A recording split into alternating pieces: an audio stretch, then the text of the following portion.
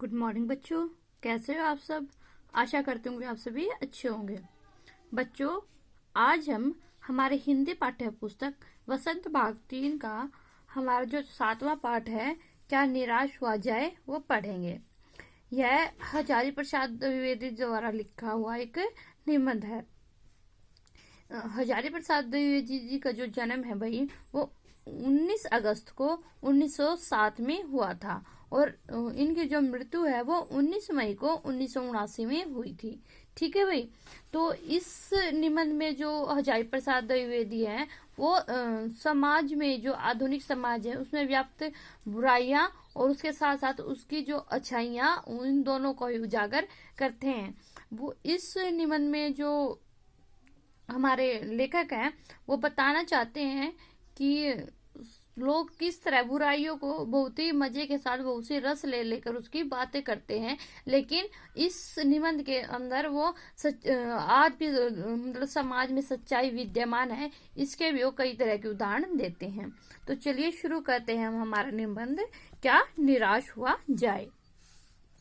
मेरा मन कभी कभी बैठ जाता है। समाचार पत्रों में ठगी, डकैती, चोरी, तस्करी और भ्रष्टाचार के समाचार भरे रहते हैं। आरोप प्रत्यारोप का कुछ ऐसा वातावरण बन गया है कि लगता है देश में कोई ईमानदार आदमी ही नहीं रह गया है। हर व्यक्ति संदेह की दृष्टि से देखा जा रहा है।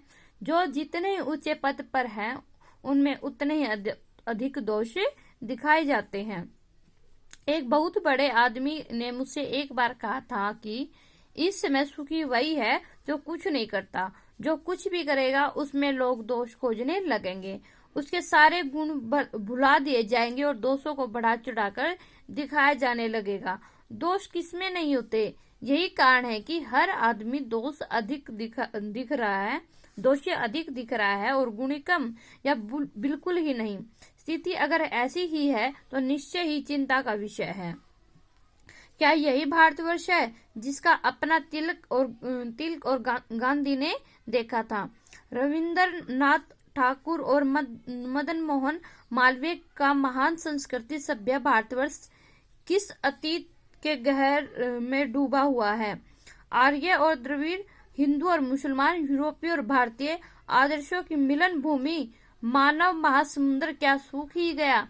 मेरा मन कहता है ऐसा हो नहीं सकता। हमारे महान मनुष्यों के सपनों का भारत है और रहेगा।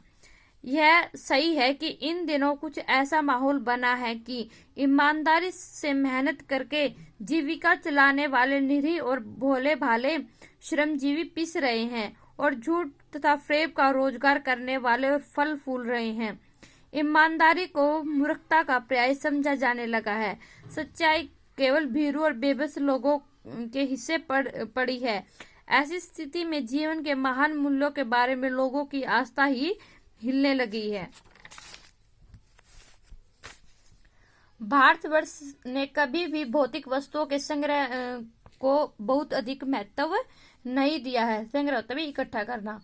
उसकी दृष्टि से मनुष्य के भीतर जो महान आंतरिक गुण स्थिर भाव बैठा हुआ है वही चरम और परम है। लोभ, मोह, काम, क्रोध आदि विचार मनुष्य में स्वाभाविक रूप से विद्यमान रहते हैं, परंतु उन्हें प्रधान शक्ति मान लेना और अपने मन और बुद्धि को उन्हीं के इशारों पर छोड़ देना बहुत बुरा आचरण भारतवर्ष ने कभी भी उन्हें उचित नहीं माना है। उन्हें सदा संयम के बंधन में बांध कर रखने का प्रयत्न किया है। प्रयत्न यानी कि प्रयास, कोशिश। परंतु भूख की उपेक्षा नहीं की जा सकती। बीमारी के लिए दवा की उपेक्षा नहीं की जा सकती। गुमराह को ठीक रास्ते पर ले जाने के उपायों की उपेक्षा नहीं की जा सकती।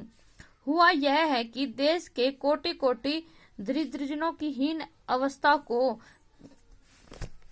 दूर करने के लिए ऐसे अनेक कायदे कानून बनाए गए हैं जो कृषि, उद्योग, वाणिज्य, शिक्षा और स्वास्थ्य की स्थिति को अधिक उन्नत और सुचारू बनाने के लिए लक्ष्य से प्रेरित हैं। परंतु जिन लोगों को इन कार्यों में लगाना है उनका मन सब समय पवित्र नहीं होता। प्राय वे ही लक्ष्य को भूल जाते हैं और अपने ही सुख सुविधा को और ज्यादा ध्यान देने लगते हैं। लक्ष्य होता है भाई मंजिल। भारतवर्ष सदा कानून को धर्म के रूप में देखता आ रहा है। आज एकाएक कानून और धर्म में अंतर कर दिया गया है। धर्म को धोखा नहीं दिया जा सकता और कानून को दिया जा सकता है। यही कारण है कि जो लोग धर्म भीरू हैं वे कानून की त्रुटियों से लाभ उठाने के में संकोच नहीं करते। त्रुटियां होती भी गलतियां। इस बात के पर्याप्त प्रमाण खोजे जा सकते हैं कि समाज के ऊपरी वर्ग में चाहे जो भी होता रहा हो, भीतर भीतर भारतवर्ष अब भी यह अनुभव कर रहा है कि धर्म कानून से बड़ी चीज है। अब भी सेवा, ईमानदारी, सच्चाई और आध्यात्मिकता के मूल्य बने हुए हैं। वे दब अवश्य गए हैं लेकिन नष्ट नहीं हुए हैं। आज भी वह मनुष्य से प्रेम करता है और महिलाओं का सम्मान करता है। झूठ और चोरी को गलत समझता है और दूसरों को पीड़ा पहुंचाने को पाप समझता है।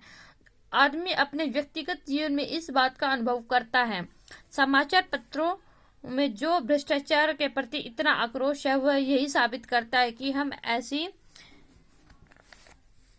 चीजों को गलत समझते हैं और समाज में उन तत्वों की प्रतिष्ठा कम कराना चाहते हैं जो गलत तरीके से धन या मान संग्रह करते हैं। दोषों का पर्दाफाश करना बुरी बात नहीं है। बुराई यह मालूम होती है कि किस कारण के आचरण के गलत पक्ष को उद्घाटित करके उसमें रस लिया जाता है और दोषोद्घाटन को एक मात्र कर्तव्य मान लिया जाता है। बुराई में रस लेना बुरी बात है। अच्छाई में उतना ही रस लेकर उजागर न करना और भी बुरी बात है। सैकड़ों घटनाएं ऐसी घटती हैं जिन्हें उजागर करने के लिए लोकचित्त यानी लोगों के हित में, लोगों के मन में अच्छाई के प्रति इच्छा भावना जागती है। एक बार रेलवे स्टेशन पर टिकट लेते हुए गलती से मैंने 10 के बजाय 100 रुपए का नोट दिया और जल्दी जल्दी गाड़ी में आकर बैठ गया।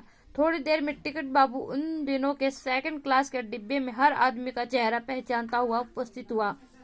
उसने मुझे पहचान लिया और बड़ी विनम्रता के साथ मेरे बच्चे के हाथ में 90 रुपए रख दिए और बोला, यह बहुत गलती हो गई थी, आपने भी नहीं देखा, मैंने भी नहीं देखा। उसके चेहरे पर विचित्र संतोष की गरिमा थी। मैं चकित रह गया, चकित होता वही हैरान।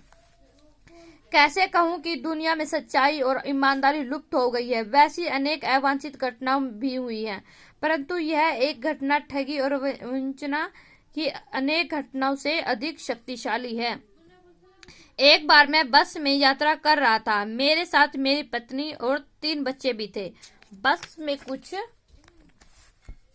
खराबी थी, रुक रुक कर चलती। गंतव्य से कोई 8 किलोमीटर पहले ही एक निर्जन सुनसान स्थान में बस ने जवाब दे दिया। गंतव्य तभी पहुंचने का स्थान। रात के कोई 10 बजे होंगे। बस में यात्री घबरा गए। कंडक्टर उतर गया और एक साइकिल लेकर चलता बना। लोगों को संदेह हो गया कि हमें धोखा दिया जा रहा है। बस में बैठे लोगों ने तरह तरह की बातें शुरू कर दी। किसी ने कहा यहाँ डकैती होती है, 2 दिन पहले इसी तरह एक बस को लूटा गया। परिवार सहित अकेला मैं ही था। बच्चे पानी पानी चिल्ला रहे थे। पानी का कहीं ठिकाना नहीं था। ऊपर से आदमियों का डर समा गया था। कुछ नौजवानों ने ड्राइवर को पकड़कर मारने पीटने का हिसाब बनाया। ड्राइवर के चेहरे पर हवाइयां उड़ने लगी।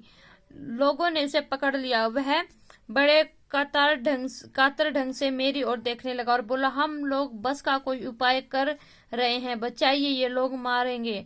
डर तो मेरे मन में था और उसकी कातर मुद्रा देखकर मैंने यात्रियों को समझाया कि मारना ठीक नहीं है, परंतु यात्री इतने घबरा गए कि मेरी बात सुनने के लिए तैयार नहीं हुए। कहने लगे, इसकी बातों में मत आइए, धोखा दे रहा है। कंडक्टर को पहले ही डाकुओं के यहाँ भेज दिया है। ये इससे आगे का जो अभी हमारा निबंध है उसको हमें कल पढ़ेंगे। ठीक है, धन्यवाद।